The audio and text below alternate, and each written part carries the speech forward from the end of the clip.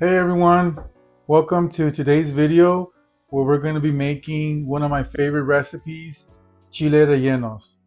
This is a recipe that I loved for so many years since I was a kid. I always remember my mom making it and me like sneaking in a few tastes of the Queso Fresco, which I just love. So without further ado, let's go right into it. Let me start by showing you what I have here. I have here some Chile Poblano. Now, just a tip, you want to make sure they're kind of straight. Like, just do your best to make sure they're straight. And like my wife would say, like three-dimensional. You can see that there's like kind of like three sides to it. It's going to help a lot when you're going to go ahead and start charring them. I have some queso fresco. You can fill these with whatever you want. Like there's people that do ground beef, potatoes, mozzarella cheese, but my mom always did queso fresco, so we're gonna stick to that. Have some tomatoes, large clove of garlic, about less than a quarter of a onion, and then this is gonna be for our broth that we're gonna put these in. Now there's two ways to serve these, and I'll show you that later, but I am gonna make a broth for them. And then some flour. We're gonna go ahead and fry these, and we're gonna make I have 3 eggs because we are gonna make like um, a batter for them with the eggs. So we're gonna fry them up. It's gonna be really good. So first step is to go ahead and get your chiles and toast them up. We're gonna go to the comal and I'm just gonna toast them until they're like really charred. You'll see it needs to get really charred. Then we're gonna just put them in a bag and then let them rest, let them kind of steam up and cool down so that we can peel them. Because if you do it like this, the consistency and the texture is just not gonna work. So let's go ahead and start there now. So here I am. I'm just gonna toast them up. You can put them just over the flame too, but I like to do it just on the command. Just go ahead and leave them there for some time, kind of medium heat, and let them get really nice and toasted. Okay, so now I'm gonna blend the mixture for my broth, my caldo, that's what it's called. I'm gonna put my onion, 3 tomatoes, and large clove of garlic. I'm gonna put that's like a quarter of it, like an eighth of a teaspoon salt. We're gonna put some water in there. That's like half a cup, and blend this really well. Okay, that's it. I'm just gonna put it into this bowl. Just reserve it for later, so that as soon as my chiles are fried up, I can use it to put them in the broth. It's been 30 minutes and now I'm ready to peel my chiles. So I'm just gonna unwrap them, and they can still be a little warm, so just be careful and just kind of peel them like that.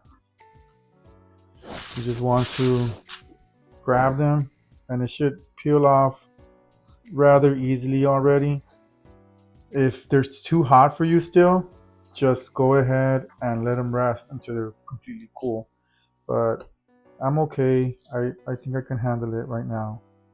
So I'm just gonna go ahead and finish peeling the rest of these, and then we're gonna begin stuffing them with our queso fresco. So I'm done doing this already. I'm just gonna go ahead and take out as much seed as possible. You gotta be kind of careful with this because they are very delicate at this point. And since I like to roast them very well, it does get them a little bit more delicate. So just be careful, and it's okay if it rips. It's fine. You don't need to take the seeds out. I just like to take the seeds out because it gets mixed in with the cheese, and then it's like a different texture when you bite down into it. I like to remove it. It doesn't make it more spicy if you leave it or anything like that. So you're not losing any flavor by taking out the seeds. It's just a consistency and texture thing for me. Many people leave them on, so up to you. Now I'm gonna stuff them. I'm gonna grab my queso fresco, and I've already cut it into pieces. And I'm just gonna go ahead and put it in there and kind of crumble it just a bit, so it's not like just a big old block. Just gonna crumble it, kind of get it in there nice. You know, how much cheese you put in there is your choice, but I like to put a good amount. That looks good to me. And now I'm gonna close it up with very gently.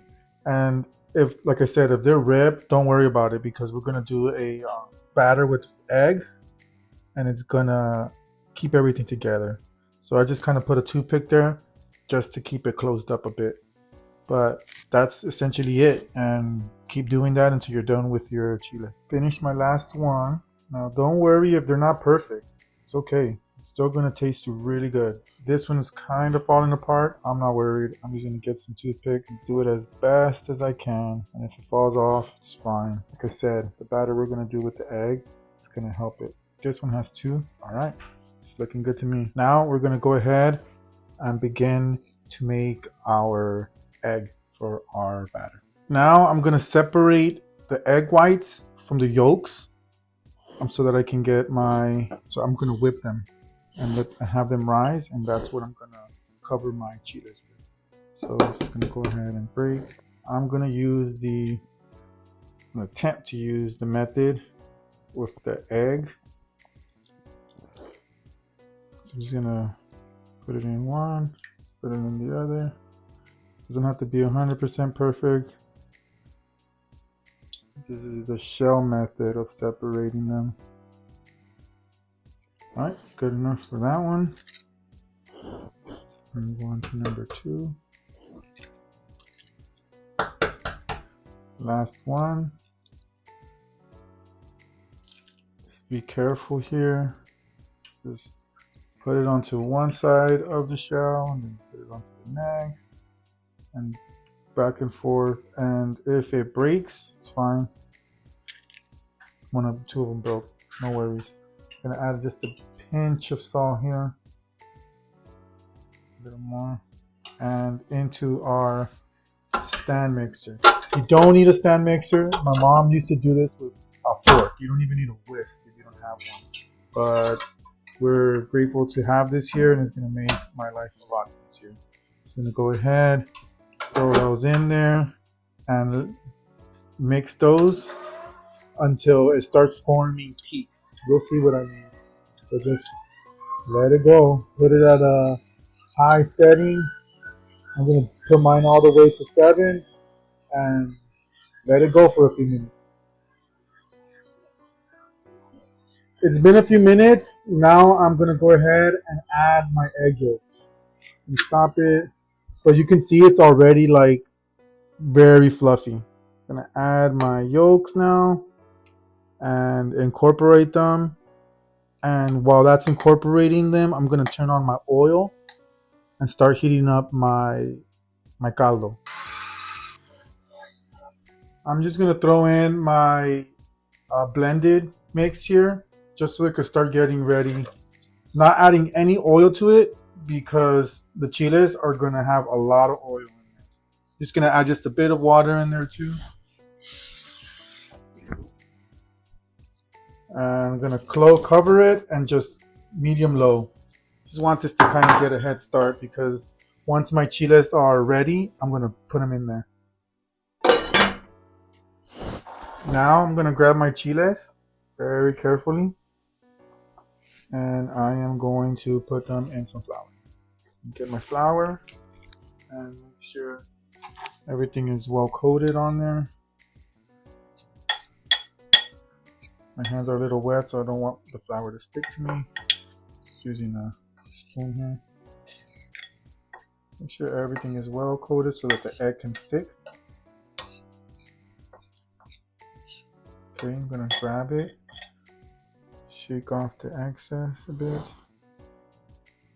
There you go, they're looking good. You can see. Put it into my egg mixture here. Make sure it's well nice and coated in there. Take it out and into my oil. Be careful. Some of it.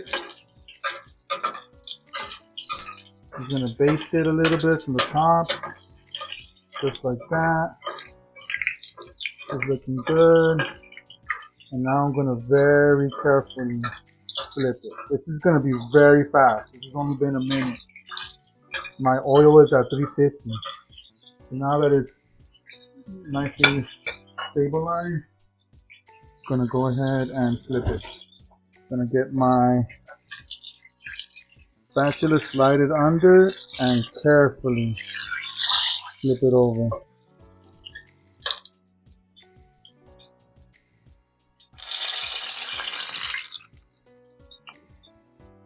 Now this is optional, but we like to add like a pinch or two of oregano, Mexican oregano, just to give it an extra flavor. I'm just gonna go ahead and add that there and give it a mix, and I'm gonna add my chiles.